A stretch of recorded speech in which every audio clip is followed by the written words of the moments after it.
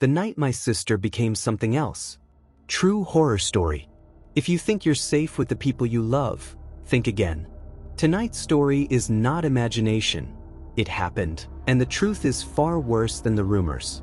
One girl changed, one family vanished, and one survivor still runs from the dark. Subscribe now, because what happened to them could happen to you before the night ends.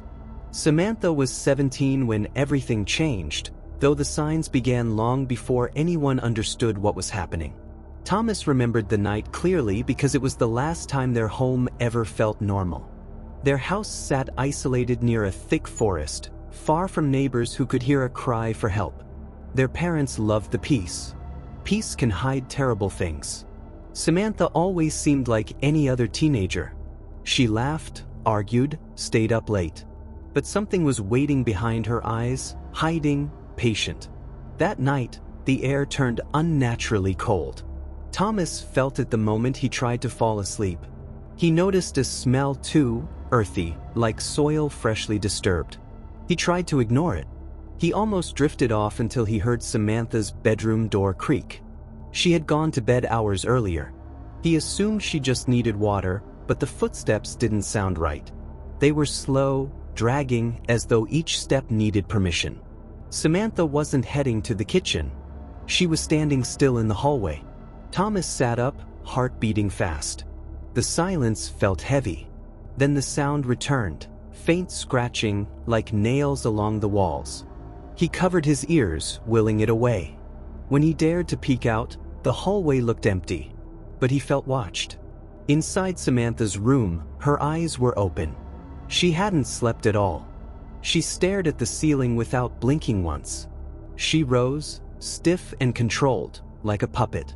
Her reflection in the mirror seemed distorted, her grin too wide, her posture too rigid. Her palm pressed against the glass, and for a moment, her reflection didn't follow. Thomas eventually slept again, unaware that this was the last peaceful night he would ever have. The next morning, Samantha behaved as if nothing happened. Too normal. Too cheerful. Her eyes lacked warmth. She didn't eat. She simply stared at their parents with quiet focus, studying them. No one else felt how wrong she was. But Thomas noticed. Strange events followed. Samantha would wake at odd hours, pacing the house silently. Thomas glimpsed her standing motionless in corners, watching. Their cat vanished. Samantha smirked when asked about it. The parents dismissed everything as teenage behavior. Thomas became exhausted from sleepless nights. The scratching continued every night. One night, something tried to open his door. The knob twisted slowly, then rattled. He held it shut, trembling. On the other side, Samantha stood without moving or speaking. She stayed there until morning. Days passed with rising tension. The air inside the house felt thick, like the atmosphere was being drained. Samantha often disappeared into the basement, where strange symbols appeared on the walls, shapes Thomas recognized from dark folklore, seals used to invite something into this world. Thomas researched secretly and found the symbols were related to ritual openings, invitations for entities not meant to exist among humans. He tried to tell his parents, but they refused to listen. The situation escalated when he awoke one night and found Samantha standing beside his bed. He couldn't move. Fear held him paralyzed. She stared silently at him, raising her hand as if testing an invisible barrier. She looked disappointed when she pulled away. Something was stopping her, for now. The next morning, their parents finally noticed Samantha's condition worsening. She no longer responded to her name. They scheduled a doctor's appointment, but she never made it. That afternoon, something in the forest howled, loud enough to shake the windows. Every animal nearby cried out in terror. Then silence fell, deep and absolute. The power flickered out. Their father headed to the basement, annoyed, thinking the breaker tripped. Thomas begged him not to go. But he opened the door anyway. A freezing stench poured out, metallic, rotten. It was the smell of something that didn't belong. Samantha appeared beside them suddenly, though none of them saw her move. Her head slowly tilted, eyes black as if ink poured into them. Her expression wasn't human. Her body jerked once, then lifted slightly off the ground. Thomas watched bones shift beneath her skin in ways bones shouldn't move. The floor vibrated beneath them, pulsing like something massive crawled under the house. The basement door shook violently, as though something enormous struck it from below. Thomas grabbed his mother and stepped back. His father shouted Samantha's name again, desperate. But Samantha lowered her head, whispering something not meant for human language. The air responded with a low rumbling sound. The entire house felt alive and hostile. Thomas realized she wasn't being controlled. She was welcoming something. Her grin stretched too wide, her eyes shining with dark purpose. She had already surrendered to whatever whispered in the walls. Shadows thickened around her feet, spreading like spilled ink. The light bulbs popped one by one. Samantha raised her arms, and the basement door buckled outward, cracks forming like a mouth opening to swallow the family whole.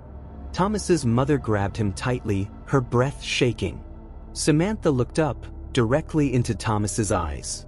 Neither blinked. In that stare, Thomas saw the horrifying truth: his sister was gone. Something else had taken her place, and it was only the beginning of the nightmare inside their home. Thomas wanted to believe his sister could still be saved, but everything happening in the living room told him that hope had become a lie. His father tried to approach Samantha again, but she didn't move like a daughter greeting a parent. She stood rigid, her head slightly bent, as if waiting for instructions from something unseen. The basement door rattled harder. Something was rising. His father reached for Samantha, and the house reacted first. A force shoved him backward with violent speed. He crashed against the stairs and lay dazed. His mother rushed to help him, but Samantha was already turning toward Thomas and his mother again. The house no longer felt like their home. Every shadow stretched and moved as though listening. The windows refused to break open. The doors wouldn't budge. The entire structure transformed into a trap, just as the symbols in the basement promised. Samantha stepped toward them without walking, drawn like a magnet. Her body moved lightly, drifting rather than stepping. Thomas and his mother backed into the front hallway. She clutched Thomas's arm tightly, whispering that everything would be okay, though her voice betrayed panic. She tried the door over and over again, but it pushed back against her hands. Samantha tilted her head with a chilling confidence, as if aware there was nowhere to run. Thomas saw the shadow beneath Samantha stretch and twist independently from her body. It flickered and curled up the wall like fingers searching for a throat. His mother grabbed an object nearby, a picture frame, and threw it. It hit Samantha's shoulder and fell harmlessly. Samantha didn't even react. She simply watched, waiting for the moment to move again. Suddenly, the basement door blasted open. A roar of wind filled the house. A deep rumble vibrated through the floorboards as something colossal dragged itself upward. The darkness inside the basement didn't behave like normal darkness. It crawled. It spilled into the room like liquid night. A towering shape emerged. Not human. Not animal. A silhouette built from limbs that shifted and changed shape. The air became colder than winter frost. Thomas felt his lungs struggle to draw a proper breath as terror squeezed his chest. Even Samantha bowed before it, obedient. Thomas grabbed his mother's hand, and they sprinted up the stairs. His father tried to follow but stumbled. Thomas hesitated, wanting to help him, but his mother dragged him away, screaming for him to keep moving. They reached Thomas's room. He shoved furniture against the door. The walls shook violently as footsteps, or something like footsteps, scraped up the stairs. The lights flickered once and died. His room was black, save for the faint glow of moonlight leaking through the window. The door rattled. Thomas pushed against the dresser with every ounce of strength he had left. His mother held his shoulders, whispering desperate prayers under her breath. Then, silence. The sudden quiet hurt his ears. The pressure in the air shifted. The dread deepened. Thomas didn't trust silence anymore. Something crawled across the ceiling. He heard it first, a slow dragging sound circling above them. He looked up, trembling. Through the faint light, he saw Samantha's face peering over the doorway from the ceiling, upside down. Her eyes locked with his. Her mouth stretched open wider than it should, widening like a mask splitting apart. Thomas tried to scream but only gasped. The dresser slid slightly, not pushed by Samantha's hands, but by the shadow beneath her, which grew thicker, darker, hungrier. His mother wrapped her arms around him, as if she could shield him from whatever was coming. The walls creaked, groaned, like the house itself wanted them delivered to the monster below. Then, everything stopped again.